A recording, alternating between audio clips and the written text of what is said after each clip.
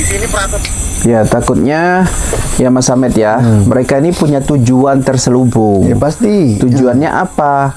Ya takutnya ya karena mungkin apakah Rafa telah bertobat. Nah, ini kan jadi apa ya? Jadi was-was untuk kita. Iya. Kalau dua orang ini jahat aja gitu, tapi jangan sampai yang kita sanksikan gini ya. Rafa dan Gondomayat ini diusik lagi gitu. Ya jangan. Diganggu lagi nanti supaya kembali lagi ke kejahatan yang pertama itu toh Mas. Cuman kan kita bisa tidak percaya sama Rafa dan Gondomayat, harus kita terima karena mereka ini sepertinya memang benar-benar ingin fokus belajar Al-Quran. Nah, tapi kalau yang dua ini dari auranya itu sudah nampak, karena dia kalau dari ini ada komen netizen ini pandangan netizen dari CCTV Sodrek, dia mempunyai pesan untuk Gus Idris ya. Pesan saya Gus, kalah atau menang jangan sampai salah kasih ke tangan orang yang salah.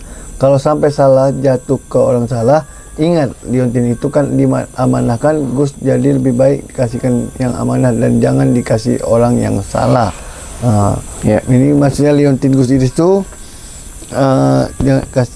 maksud netizen pesan jangan kasih sembarangan, atau mungkin ini ada Gus Idris mau membeli kepada dua kiai atau habib ini. Iya. Makanya dibilang ini gini ya.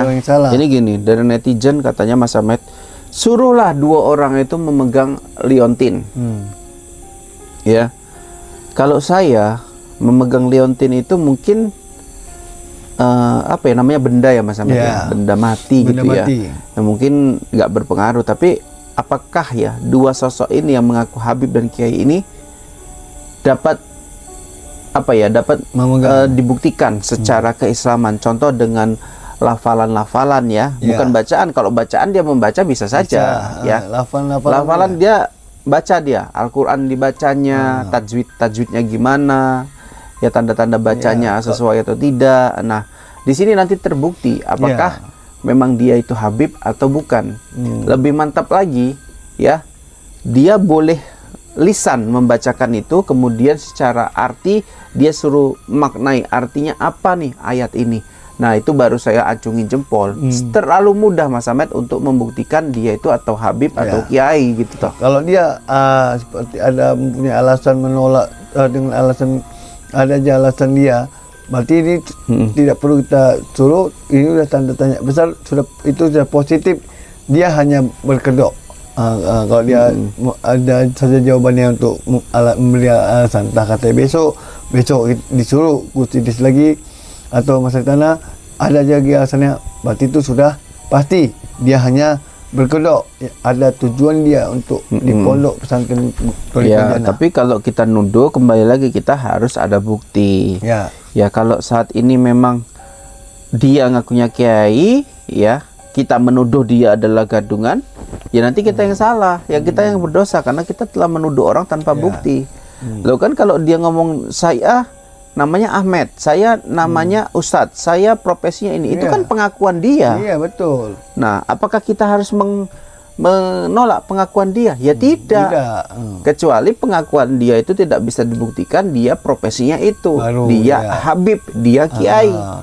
Nah, makanya untuk membuktikan dia itu Habib Kiai ya dengan cara Quran, ngaji. Ya dengan keislamannya. Ngaji.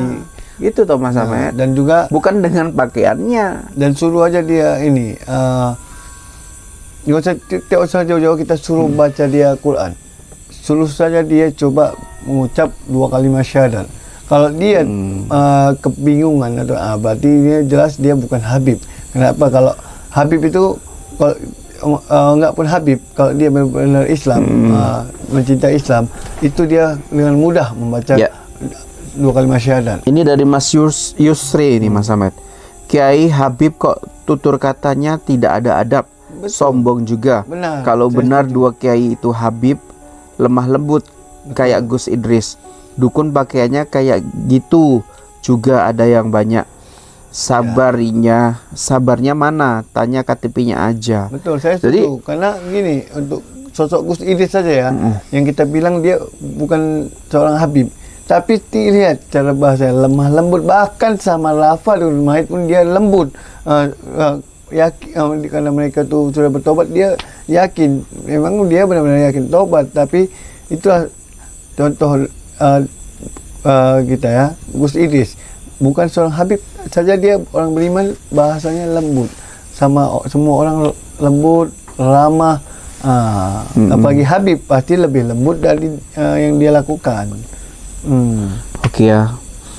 Yang intinya gini sih Mas Ahmed, yang dicurigai dari netizen semua adalah Habib ini kenapa kasar, kenapa sombong, kesannya gitu ya. Padahal baru kali pertama ke pondoknya Gus Idris gitu. Pasti ada udang di bayi rempeyek gitu tadi ya. Karena kita lapar jadi selera juga nih gara-gara nyebut itu. Tapi yang pasti gini ya, tentu ada alasan kenapa dua sosok tersebut datang secara misterius ke Padepokan. Yang kedua, sifat seperti itu ya mungkin ada banyak hal ya penyebabnya. Ya mungkin salah satunya seperti yang dikatakan netizen, dia berpura-pura menjadi Habib. Ya, supaya mudah masuk ke pondok. Dia berpura-pura padahal dia itu dukun, walau alam. Yang ketiga ya, dia kesal. Ya, mungkin dia melihat pemberitaan-pemberitaan tentang Padepokan. Pondoknya Gus Idris. Yang katanya beginilah, apalagi yang terakhir sempat diisukan Gus Idris menikah dengan Rafa, yang dimana Rafa pada saat itu belum tobat ya Mas Ahmed, masih jahat, masih dibilang ratu iblis. Nah bahkan sampai sekarang si Rafa ini masih belum diterima Mas Ahmed. Dia tidak semua yang berbeda. Ada satu sosok wanita ya, santriwati yang Gus Idris, dia benar-benar yakin dia bisa membaca aura dari Rafa, makanya dia sopan. Iya, makanya gini Mas Ahmed, saya sambung dulu ya. Nah, makanya dari kejadian ini, pemberitaan belakang-belakang ini terdengarlah oleh dua orang ini sehingga dia datang dalam kondisi sombong dan angkuh. Sebetulnya itu aura marah dia kepada Padepokannya Gus Idris. Kenapa kejadian-kejadian seperti ini terjadi di Padepokan? Nah, itu mungkin ya. Mungkin saja bisa seperti itu. Gitu loh. Ini ada tanggapan dari Ernawat Wita ya. Ini yang baju putih mantan pasien Ustadz Denny Gus. Lihat, perhatikan mukanya saja. Dulu saya suka nonton waktu durhaka sama ibunya. Wih, udah terdeteksi netizen ya. Itu mantan pasien dari Ustadz Denny. Ini lagi memang udah ada masalah dia.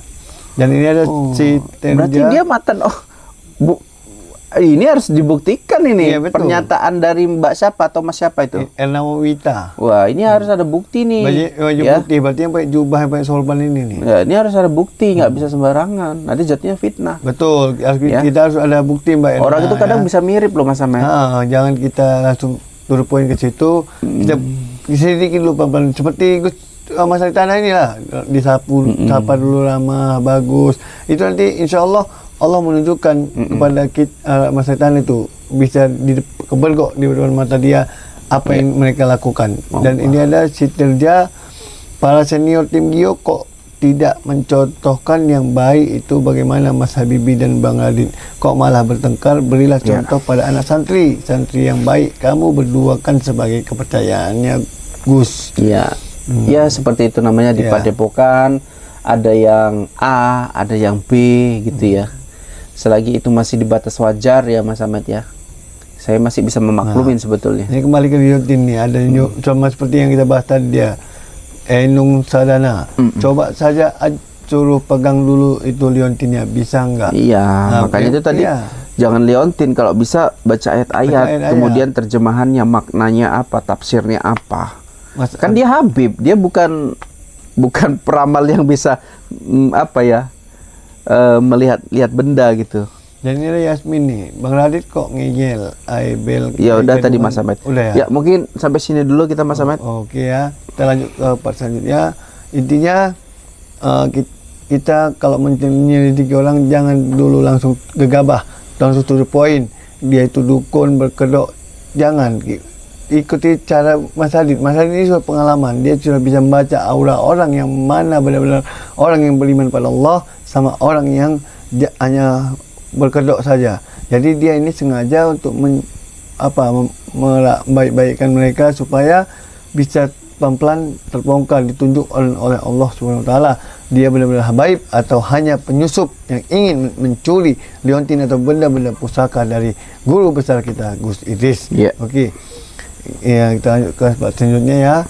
Sampai sini dulu. Salam hormat saya untuk Gus Idris dan Kang Mamas, Gus Samsudin, Kang Ujang Mustomi dan saudara-saudara saya yang seiman saya di Pondok Pesantren Tolikul Jannah. Saya mohon izin. Wabillahi taufiq wal hidayah. Wassalamualaikum warahmatullahi wabarakatuh.